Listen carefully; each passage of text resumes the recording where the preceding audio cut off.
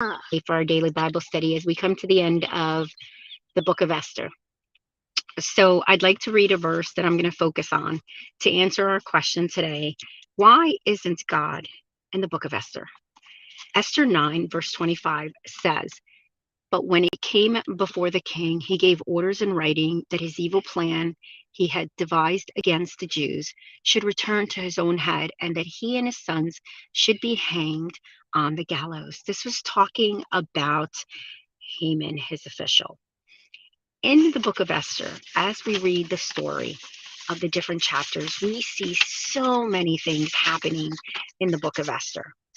We see the king of Persia show off his money and show off his power. He made some crazy decisions while he was intoxicated during his banquets that lasted over hundreds of days.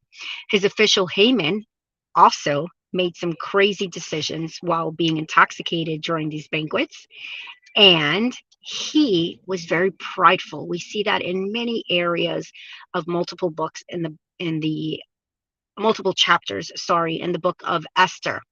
We also see the bravery of Esther as she enters a beauty contest hiding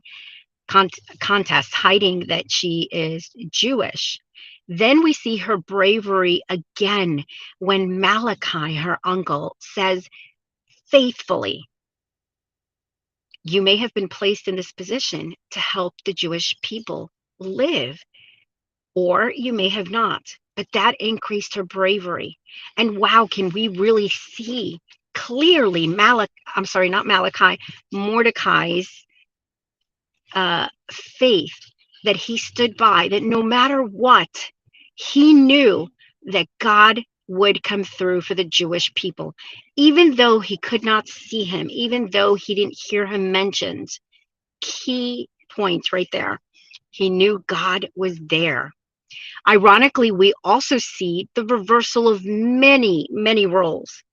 At one point, Haman is very much on the rise, while Mordecai is on the fall and about to be killed.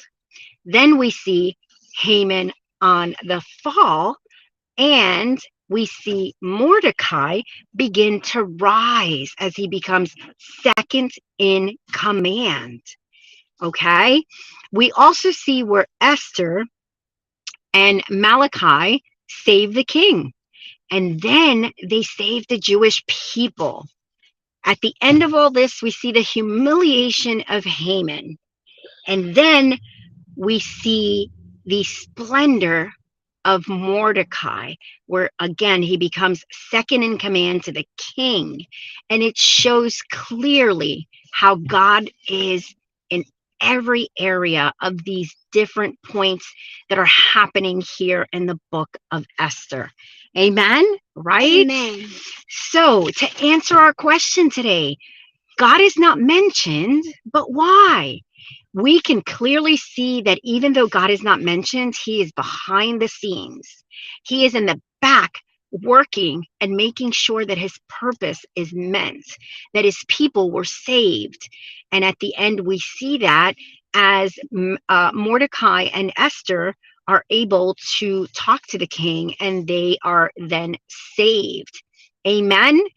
Amen. So I hope that in this word you have been encouraged, and you keep in mind and remember that through our faith we need to continue to trust God even when we don't see him. Just because we don't see him doesn't mean he's not there. He will never leave us nor forsake us. Amen. He's behind the scenes. Amen. Amen. Thank you for joining us this evening on Friday. And I hope that you all have a blessed weekend. And we hope to see you guys on Sunday. God bless.